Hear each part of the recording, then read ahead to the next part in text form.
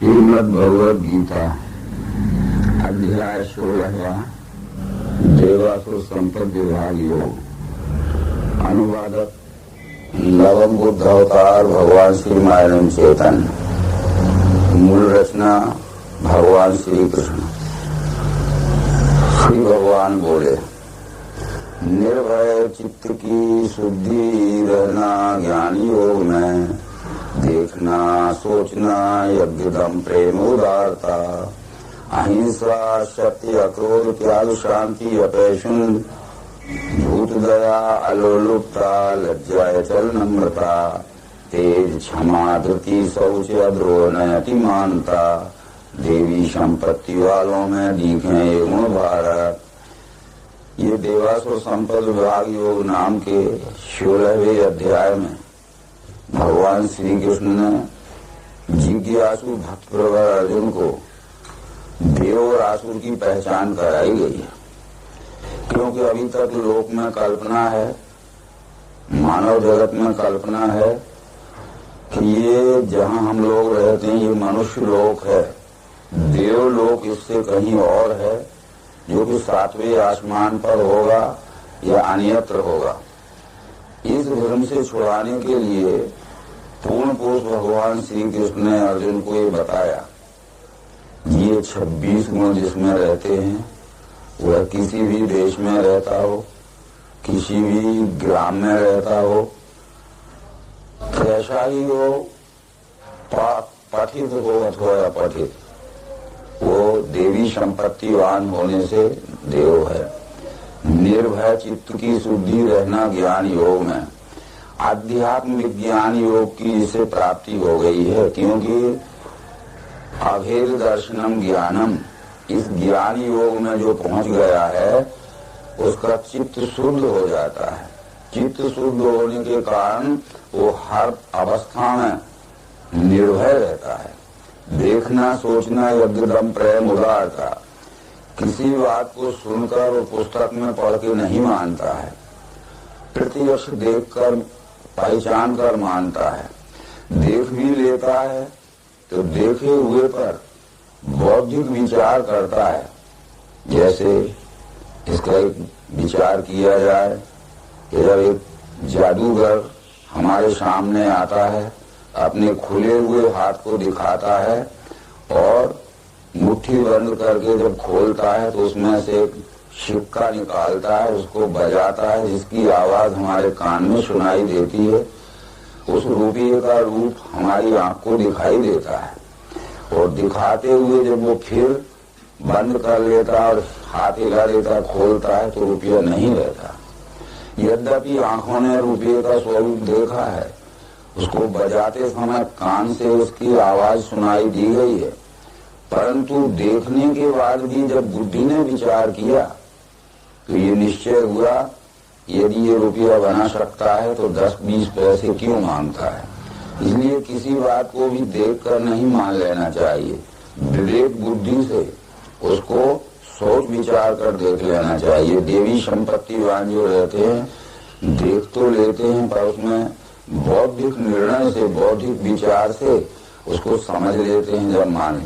यज्ञ दम प्रेम उदारता, यहाँ यज्ञ शब्द जो आया है लोक रूढ़ी में हम समझते हैं कि विष्णु महायज्ञ, रुद्र महायज्ञ, सच्चंडी महायज्ञ अथवा गायत्री महायज्ञ जो हम कर लेते हैं, जिसमें विपुल खाद्य सामग्री जो हजारों गरीब लोग खा सकते हैं, जिसके बिना के वो भूख से तड़प के मरते हैं, उसे अग्नि में जला देते हैं और उसको कहते हैं कि इससे देव खुश होते हैं। ये यज्ञ नहीं है। वेदों में ये कहा गया है, जना नाम समूह जनता तत्सुखाय भवति च यज्ञा। मानवीय समुदाय को जनता कहते हैं। जनता को सुख शांति पहुंचाने के लिए जो भी कर्म किया जाए उसका नाम यज्ञ है। जैसे देश में अकाल पड़ गया है, मनुष्य भूख प्यास से तड़पते हुए मरते हैं, उस समय उनको भोजन सामग्री पहुंचाना हमारा यज्ञ या अन्नदान यज्ञ होना चाहिए। शीतकाल जब पड़ता है, गरीब लोगों के पास वस्त्र नहीं रहते हैं, सड़क पे पड़े हुए ठंड के दिन में प्राणांत हो जाता है, तो उस समय हमारा वस्त्र दान यज्ञ होना चाहिए। जो गरीबी है उनको उद्योग लगाने के लिए धन दान यज्ञ होना चाहिए। जो अशिक्षित हैं उनको शिक्षित करने के लिए विद्या दान यज्ञ होना चाहिए। हमारा हर एक कर्म यज्ञ ही है, परंतु वो यज्ञ विवेक से होना चाहिए। तो जना नाम समूहो जनता तत्सुखा आयुर्वतिशा यज्ञ।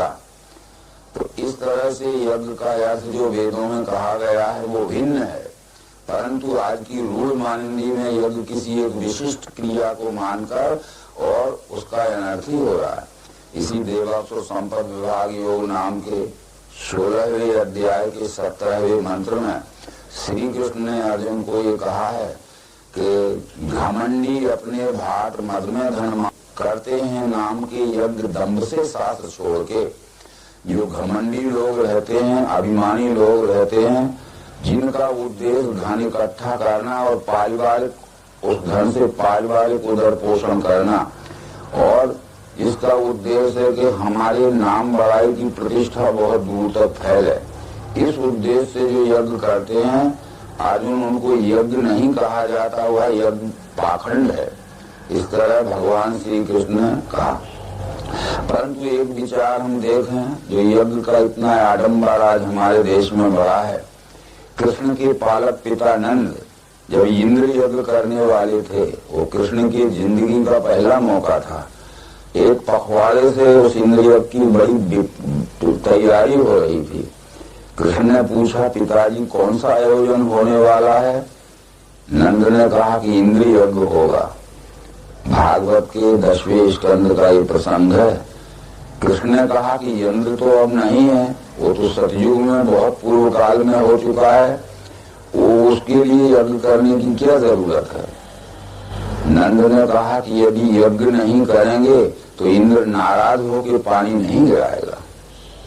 कृष्ण ने उत्तर दिया था कि इंद्र के यज्ञ करने से और पानी के गिरने से कोई संबंध नहीं है। 8 महीने सूरज अपनी किरणों की ऊष्मा से जो बाष्प के रूप में पानी सोखता है, उसकी उस ताप शून्यता होते ही 4 महीने में वो गुरुत्वाकर्षण से फिर पृथ्वी में गिरकर समुद्र में चला जाता है। इसलिए यज्ञ से पानी नहीं गिरता है, आप मत करिए। और कृष्ण ने स्वयं ही इंद्र यज्ञ को बंद करवाया था, इसलिए तो वो अनर्थ था।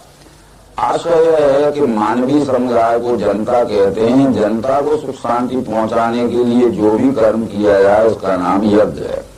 4थे अध्याय में श्री कृष्ण ने अर्जुन को ये समझाया था कि एवं बहुविधा यज्ञा वित्ता ब्रह्मणो मुखे, ऐसे अनेक ही यज्ञ कहे हैं ब्रह्मदेव ने, परंतु वो सब विवेक से होना चाहिए। द्रव्य के यज्ञ से श्रेष्ठ अर्जुन ज्ञान यज्ञ है। अंत में सब कर्मों का लय है ज्ञान यज्ञ में। तुझे वो ज्ञान देवेंगे ज्ञानी तत्वज्ञ जो रखें दंडवत प्रश्न सेवा से, ध्यान में रखना उसे, जिसके जानने से ये मिटेगा मोह पांडव, फिर तू मेरे तेरे में देखेगा द्वैत है नहीं। ये सबसे बड़ा यज्ञ जीव और ब्रह्म की एक आत्मता का प्रत्यक्षीकरण दर्शन युक्त प्रयोग है। इसलिए ये दम, इंद्रियों को वश में रखना, प्रेम, मानव मात्र सरल व्यवहार करना, उदारता यानी सबके साथ में, यानी कंजूसी से नहीं तो उदार दिल से प्रेम का व्यवहार करना, अहिंसा सत्य अक्रोध त्याग शांति अप्रसन। अहिंसा का अर्थ जितना भी भाष्यकारों ने किया है वो अहिंसा का अर्थ किया है कि किसी को दुख पहुंचाना ये हिंसा है और दुख ना पहुंचाना अहिंसा है। परंतु केवल नवम अवतार भगवान श्री मायन चेतन जी ने उसके साथ एक शब्द जोड़ा है, अकारण दुख पहुंचाना हिंसा है, पर कारण उपस्थित होने पर उसको मृत्यु दंड देना भी अहिंसा है। जैसे हमारे शरीर में अभी कोई व्याधि नहीं है, कोई फोड़ा वगैरह नहीं है, अगर हम शरीर के उस अंग को काटेंगे, चीरा लगाएंगे तो बराबर हमें दुख होगा। अकारण चीरा नहीं लगाना चाहिए। परंतु जब हाथ की अंगुली में यदि फोड़ा हो जाए, पेट की अतड़ियों में अगर अल्सर हो जाए, छोटी बड़ी आंख जहाँ जुड़ती है वो अपेंडिसाइटिस हो जाए तो मृदु औषधियां करने पर भी जब हमारा रोग शमन नहीं होता है तब हम ही बखुशी और प्रेम से अपने ही शरीर पर ऑपरेशन करवा लेते हैं, चीरा लगवा लेते हैं। उस समय पूरे शरीर की तड़फन मिटने के लिए किसी अंग विशेष को काट देना ये अहिंसा ही है। बस ये भगवान महावीर जी कहते हैं। तात्पर्य ये समझ लीजिए, अकारण किसी को दुख पहुंचाना हिंसा है, पर सकारण किसी को मृत्यु दंड देना भी अहिंसा है। तो ये अहिंसा देवी संपत्ति वालों को मालूम रहती है, विवेक बुद्धि वालों को मालूम रहती है। साधारण लोग सत्य, अक्रोध, त्याग, शांति, अपैशन, भूत दया, प्राणी मात्र पर दया का व्यवहार करना। दया का अर्थ होता है अपने परिवार पर तो हम दया करते ही हैं, ये ममता के कारण दया करते हैं, स्वार्थ के कारण दया करते हैं, पर निस्वार्थ भाव से प्राणी मात्र को किसी आपत्ति में फंसा हुआ देखकर तन मन धन से हम उसको सहयोग देकर उसकी आपत्ति को निवारण कर देते हैं। इसका नाम देवी संपत्ति वालों की सात्विक दया है। तो ये दया का अगर हमने ठीक अर्थ नहीं समझा तो दया भी हमें दुखदायी हो जाएगी। यदि किसी से पूछा जाए कि दया अच्छा गुण है कि बुरा गुण है, हर मनुष्य ये कह सकता है बिना विवेक के, बिना सोचे विचारे कि अच्छा गुण है। यदि कहा जाए कि दुष्ट पर दया करना तो ये बुरा हो जाएगा। उदाहरण एक दिया जा सकता है, पूर्व इतिहास में जो 12वीं सदी का था, इस देश के पृथ्वीराज चौहान ने मोहम्मद गोरी के ऊपर 17 बार दया की, जिसका परिणाम आज भी भारत भोग रहा है। पर जब मोहम्मद गोरी ने पृथ्वीराज चौहान को पकड़ लिया और उसने कहा कि मैंने तेरे ऊपर 17 बार दया की थी, दया करके मुझे एक बार छोड़ दे, उसका उत्तर था कि तू मूर्ख था, शत्रु पर दया नहीं की जाती है। और वो ले गया गजनी और वहाँ पहले आंख फोड़ दी उसकी। आंखें फोड़ने का मतलब था कि छूट के भाग भी जाएगा तो अंधा क्या कर लेगा। दया का बहुत गंभीर अर्थ है। तो इस तरह ये लज्जा जो असत आचरण से हमेशा लज्जित होता है, यानी झूठ व्यवहार करने से जिसे शर्म लगती है, अचल नम्र रहता है। तेज का अर्थ होता है आचरण का तप, जिसके आचरण में जिंदगी में कोई कलंक नहीं लगता है, इस कारण उसमें तेजस्विता रहती है। जिमी कुपंथ पग देत खगेशा रहा न तेज बुद्धि लवलेशा। जो कुमार्ग में चलते हैं उनमें तेजस्विता नहीं रहती है, और जो सतमार्ग में चलते हैं धनहीन ही हो, बलहीन भी हो, गृहहीन भी हो, तब भी उनमें तेजस्विता रहती है।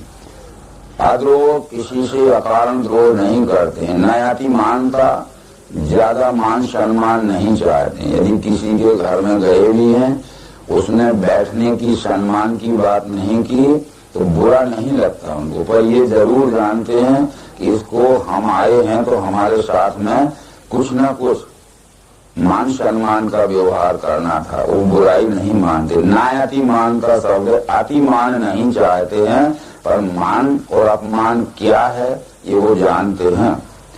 कि देवी संपत्ति वालों में दिखे ये गुण भाग, ये 26 गुण जिस मनुष्य में दिखते हैं वो किसी भी गांव में, किसी भी देश में रहता हो वो देव है। बराबर विद्वान सो ही देवा, ये वेद में कहा है। यानी आत्मदर्शी पुरुषों को देव कहते हैं। इसके भी आगे आसुरी के लक्षण हैं। तेज, दम्भ, दर्प, अभिमान, क्रोध, अत्यंत कटु बोलना और अज्ञानी, ये पार्थ चिन्ह आसुर भाव के। दम्भ कहते हैं मिथ्याचार को, हर बात में झूठा व्यवहार करना और अपनी बड़ाई को प्रतिष्ठापित करना। दर्प कहते हैं जलापन अथवा घमंड। क्रोध, जल्दी गुस्सा हो जाना, और गुस्सा होकर जल्दी कटु शब्दों का, गाली गलौज का प्रयोग करना। और अज्ञान की बातों में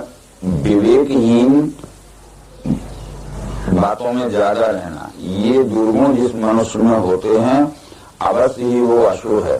रामचरितमानस में संत तुलसीदास ने कहा है कि वाड़े बहुखल चोर जुआरी, जे लंपट पर धन पर नारी, मातु पिता माने नहीं देवा, संतों से करवा वही सेवा, जिनके ऐसी आचरण भवानी ते निश्चर समझानो प्राणी।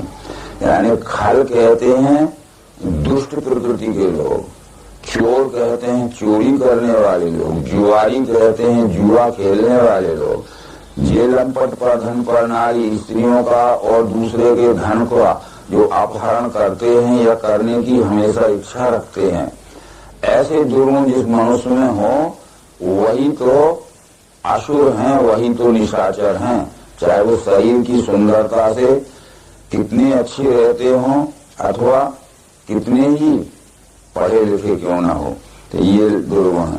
तो जीवों के वर्ग दो माने, देव आसुर ये यहाँ, विस्तार से देव कहा या असुर को सुनो।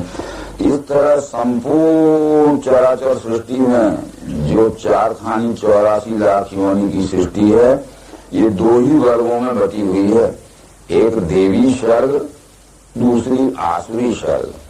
देवी सर्ग का बल जिसमें अधिक है वो अक्षर ब्रह्म परमात्मा के स्वरूप का बोध जिनमें रहता है वो देवी वर्ग के लोग हैं, और प्रकृति के वशीभूत होकर, प्रकृति के गुणों के अधीनस्थ होकर जो अज्ञान के दुर्व्यवहार में रहते हैं वो सब आसुरी। यानी प्रकृति का बल जिनमें अधिक रहता है वो आसुर है, और पुरुष या ब्रह्म का प्रकाश बल जिनमें अधिक रहता है वो देव है।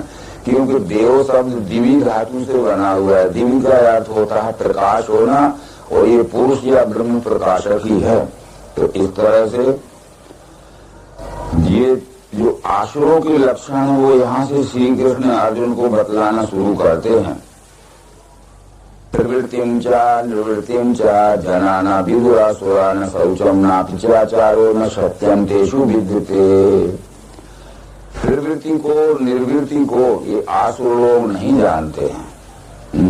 अब यहाँ प्रवृत्ति निर्वृत्ति शब्द क्या है? अभी हम अगर इस संसार में देखते हैं तो दो मार्ग रूढ़ कल्पनावादियों ने कर लिए हैं। लोग कहते हैं कि आप प्रवृत्ति मार्गी हो तो निर्वृत्ति मार्गी हो। उसका अर्थ यह है कि यदि हम कहें प्रवृत्ति मार्गी हैं तो वो समझते हैं कि गृहस्थ जीवन वाले हो, निर्वृत्ति मार्गी हो तो गृहस्थ रहित हो। ये अर्थ नहीं है वेद में। प्रवृत्ति का अर्थ होता है सकाम भाव से व्यष्टि स्वार्थ के कारण जो किसी भी कर्म में प्रवृत्त होते हैं, और निर्वृत्त का अर्थ होता है निष्काम भाव से लोकहित के कारण जो किसी कर्म में प्रवृत्त होते हैं। तो ये गृहस्थ रहित जीवन निर्वृत्त नहीं है और गृहस्थ युक्त जीवन प्रवृत्त नहीं है। इसका रहस्य आसुरी नहीं जानते हैं। कृष्ण जी कहते हैं प्रवृत्तिम चा निर्वृत्तिम चा जनाना विदुरासुरा न शौचम नापि चाचारो न सत्यम तेषु विद्यते। ये 18वें अध्याय में ये कहा गया है कि सत्वगुणी या विवेक बुद्धि ही प्रवृत्ति निर्वृत्ति का रहस्य जानती है। प्रवृत्तिम च निर्वृत्तिम च कार्या कार्य भया भय बंधम मोक्षम च या वेत्ति बुद्धि सपाद सात्विकी। प्रवृत्ति किसे कहते हैं, निर्वृत्ति किसे कहते हैं, इसका वास्तविक बोध जिस बुद्धि को रहता है वो विवेक बुद्धि है, यानी सत्वगुणी बुद्धि है। कौन सा कार्य हमारे से सबको सुख शांति पहुंचाने वाला होगा, जिसमें हमें प्रवृत्त होना है, इसका नाम है प्रवृत्ति। और कौन से कार्य से केवल हमें सुख मिलेगा परंतु अधिक लोगों को दुख मिलेगा, इसलिए उस काम को छोड़ देना है। ये निर्वृत्ति यानी बुरे कर्म को छोड़ना और प्रवृत्ति यानी अच्छे कर्म को करना। ये वेद का अर्थ था, जिसका आज अनर्थ कर लिया गया। तो प्रवृत्ति यानी गृहस्थ जीवन और निर्वृत्ति यानी गृहस्थ रहित जीवन। तो ये यहाँ समझना बहुत जरूरी है। दूसरी बात, इसके आगे जो विचार आता है,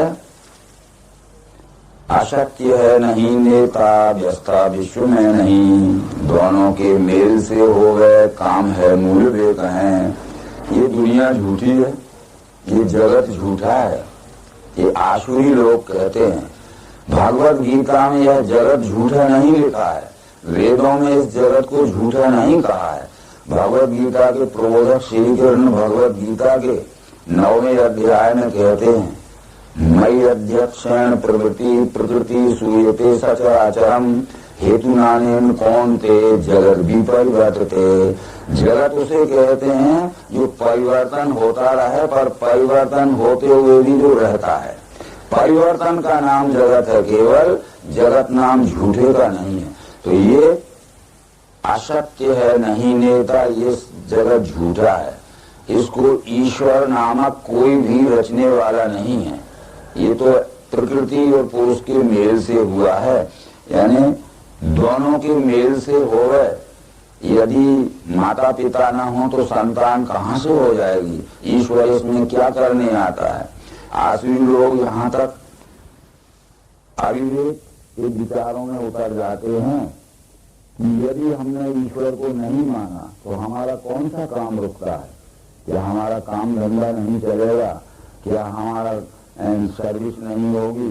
क्या हमारी शादी न होगी? और क्या हमारे शादी होने के बाद बाल बच्चे न होंगे? नहीं मानते हम ईश्वर को, हमारा सब काम चल रहा है। परंतु इसके पूर्व ये विचार करना पड़ेगा कि जिन साधनों से हम देखते हैं, जिन पांवों से हम चलते हैं, जिन कानों से हम सुनते हैं, ये हमने कहाँ से खरीदे हैं या किसने हमें दान में दिए हैं? ये साधन तो इस ईश्वर ने ही दिए हैं अपनी संपत्ति में से। इन साधनों से हम काम करते हैं और जिसने साधन दिए हैं उस ईश्वर को हम अमान्य कर देते हैं, ठुकरा देते हैं। किसी संत ने कहा है कि मैं नहीं, मेरा नहीं, यह तन किसी का है दिया, जो भी अपने पास है सब है उसी का ही दिया। देने वाले ने दिया, यह भी दिया किस शान से, और लेने वाले ने लिया और क्या उठाया मानसी, ये तो मेरे हैं, ईश्वर का इसमें कुछ संबंध नहीं।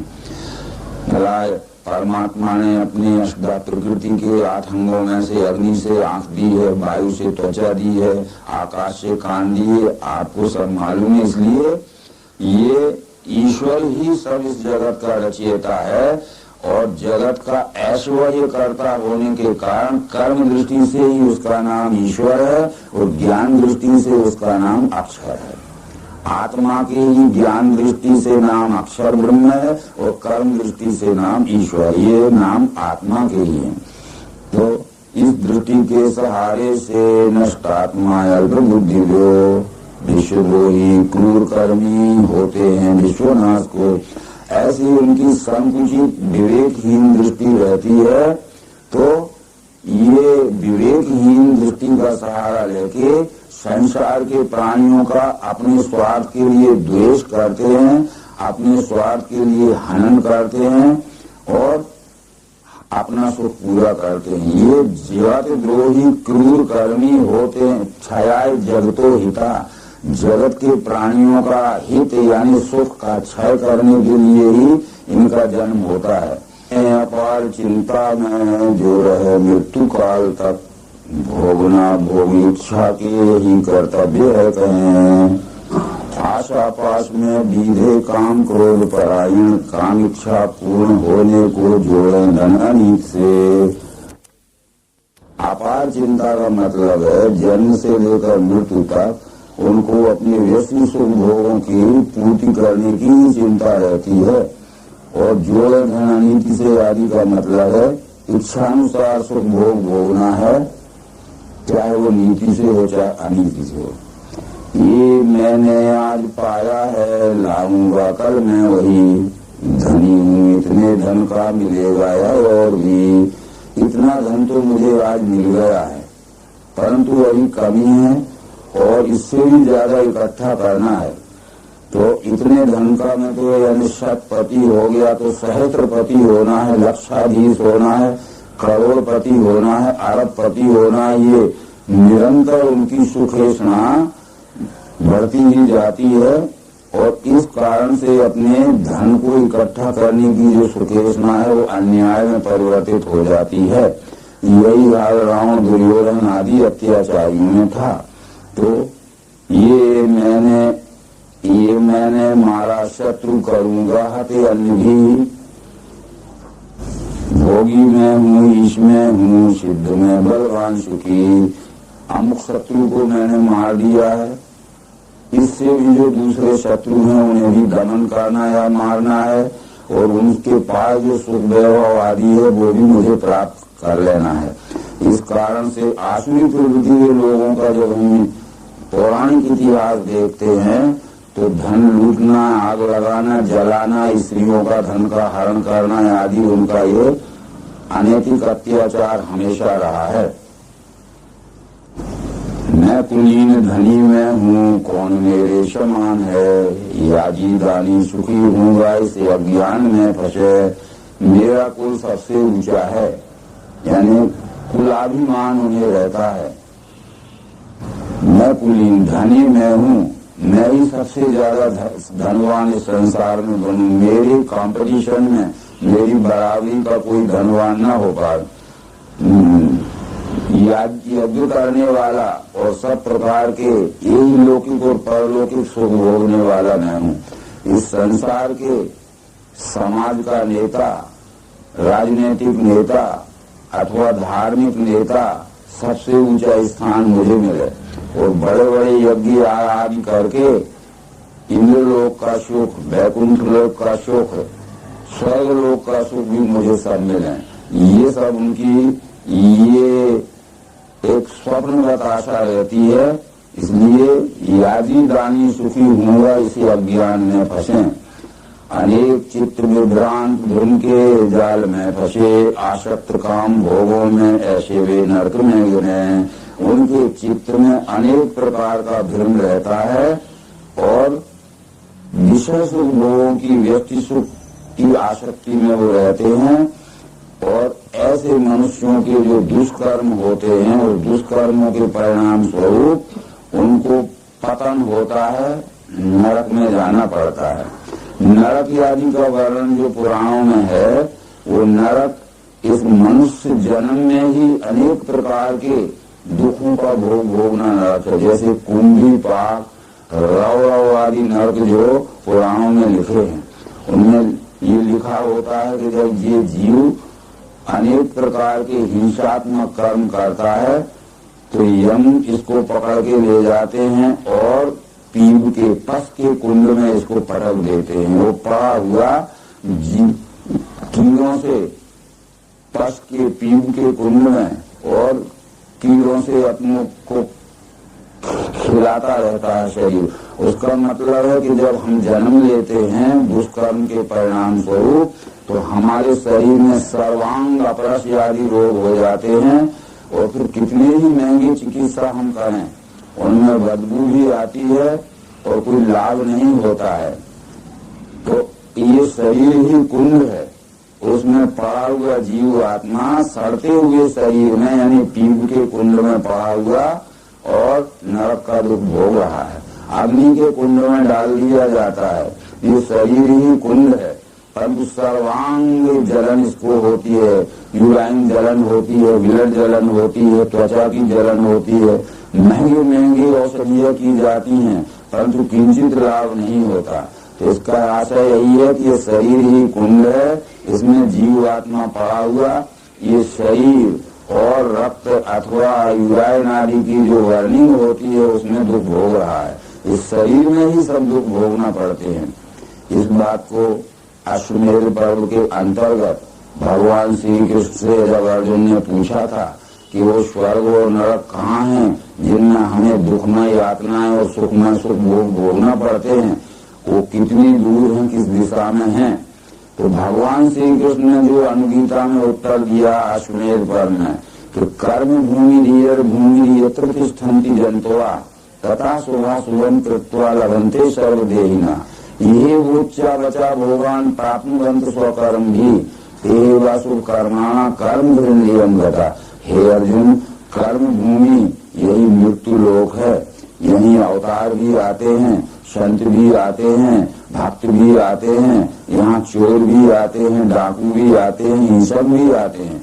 अपने अपने गुणानुसार इसी मृत्यु लोक में, इसी पृथ्वी लोक में सब कर्म करते हैं और अपने किए हुए कर्मों का यही सबको अच्छा और बुरा फल भोगना पड़ता है। अच्छे फल का नाम स्वर्ग है और बुरे फल का नाम नरक है। वो सब यही ही भोगना पड़ते हैं, कहीं दूसरी जगह नहीं जाना पड़ता।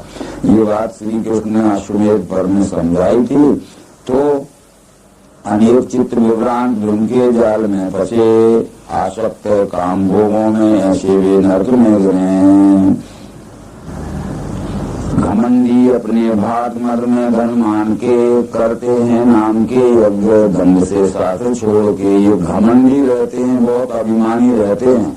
मद में धन मान के, धन इकट्ठा होने से इनमें उन्मादित वृत्ति हो जाती है, प्रमादित वृत्ति हो जाती है और मान सम्मान बहुत चाहते हैं। करते हैं नाम के यज्ञ, नाम के यज्ञ से आशा है कि ऐसे बड़े बड़े यज्ञों का आयोजन करते हैं जिसमें देश विदेश तक नाम की कीर्ति फैले, और ऐसे बड़े बड़े यज्ञों का आयोजन करते हैं जिसमें करोड़ों रुपये इकट्ठे हों। उन करोड़ों रुपयों का उपयोग अपने व्यक्ति परिवार के सुख भोगों की पूर्ति में करते हैं।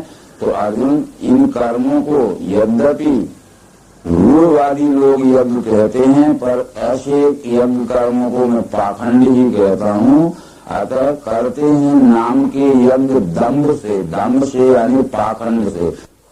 अतः करते हैं नाम के यज्ञ दम्भ से यानी पाखंड से, शास्त्र छोड़कर, यानी शास्त्र में कहे हुए विधि के विपरीत।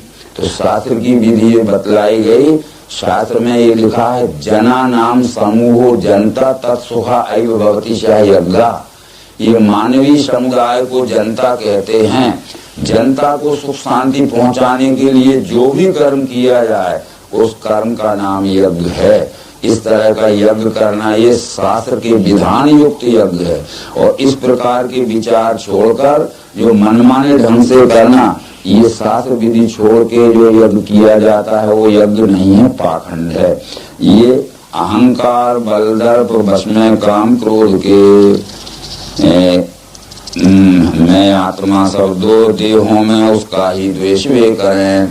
ये अहंकारी रहते हैं, बल का इन्हें बहुत अभिमान रहता है, काम और क्रोध के इतने वशीभूत हो जाते हैं कि जो मैं परमात्मा समस्त जीवधारियों में आत्म रूप से बैठा हुआ हूँ उसका ही वे द्वेष करते हैं। पूर्व अध्यायों में समझाया जा चुका है कि अनुकूल सदा साक्षी भर्ता भोक्ता महेश्वर परमात्मा कहें जिसको वही है इस देह में। परंतु 8वें अध्याय में भी कृष्ण ये बात समझा रहे हैं जिसकी की पुनरावृत्ति यहाँ है कि आदि भूत प्रवाही है, अधिदैव स्वभाव है, देह में पुरुष श्रेष्ठ में अधियज्ञ नाम से। ये पिंड स्वरूप देह में मैं परमात्मा ही अधियज्ञ बन के बैठा हूँ। ये पिंड स्वरूप मानव शरीर देह में मैं परमात्मा ही जीव आत्मा बन के बैठा हूँ। तो जीव आत्मा के रूप में बैठे हुए मुझ परमात्मा से ही अपने स्वार्थ के लिए अनेक प्रकार के द्रोह करते हैं और असत कर्म करते हैं। मैं आत्मा सब देहों में उसका ही द्वेष वे करें। ऐसे संसार के द्वेषी क्रूर पापी नराधम जो उनको मैं देता हूँ आसुरी योनि ही सदा। ऐसा संसार का द्वेष करने वाले दुष्ट बुद्धि के अधम पुरुष उनको मैं आसुरी योनि में ही बार बार जन्म देता हूँ कि जैसे उनके कर्म होते जाएंगे उसका फल भोग भी वैसा ही बनता जाएगा। इसलिए आसुरी योनि को प्राप्त मूल वे जन्म जन्म में मेरी प्राप्ति बिना घूमे सदा संसार चक्र में। ये आसुरी योनियों को प्राप्त ये मूर्ख जन्म जन्मांतरों तक ये दुखमय यातनाएं भोगते हैं और पतित जीवन व्यतीत करते हैं। चक्र में डालने वाले नरक के 3 द्वार हैं, काम क्रोध तथा लोभ, तस्मात् ये 3 त्यागना। ये जन्म मृत्यु के चक्र में डालने वाले नरक के 3 दरवाजे हैं, काम क्रोध लोभ। इन काम क्रोध लोभ के वश में नहीं होना। नरक के 3 द्वारों से कौन थे मुक्त जो हुआ वो वर करे, वर्ण का कर्म मिले आत्मगति उसे। काम क्रोध लोभ जो व्यष्टि स्वार्थ के लिए उपयोग करता है वो अत्यंत हीन और पतित अवस्था में उसे जन्म जन्मांतरों तक घूमना पड़ता है। परंतु नरक के 3 द्वारों से यानी काम क्रोध लोभ के इस बंधन से जो छूट गया है तो आचरत आत्मना श्रेय ततो याति परांगत, वो प्राणी मात्र से आत्म प्रेम के कर्म करता है, उसे श्रेष्ठ गति मिलती है। जो शास्त्राज्ञा नहीं माने इच्छा से अपने चले, वह सिद्धि नहीं पाता, मिले न सुख सद्गति। इस तरह जो शास्त्र की यानी प्रकृति के नियमानुसार चलने की, जिसमें विवेक बुद्धि नहीं रहती है, बरतते काम करता, अपने मनमाना आचरण करता है, उसको कभी भी सुख शांति और सिद्धि नहीं मिल सकती। इसलिए शास्त्र को ले तू कार्य अकार्य विचार में, जान के शास्त्र की रीति कर्म आचरण आया। इसलिए प्रकृति नियम को अच्छी तरह समझकर प्रकृति के नियमानुसार अपने सहित सबको सुखमय रख के चलने के विचार से तेरा कर्म होना चाहिए, तो तुझे सुख शांति और सिद्धि मिलेगी और सबको भी तू सुख शांति और सिद्धि पहुंचाने का कारण बनेगा। इस मेरे समझाए हुए उपदेश को तुझे ग्रहण करना चाहिए।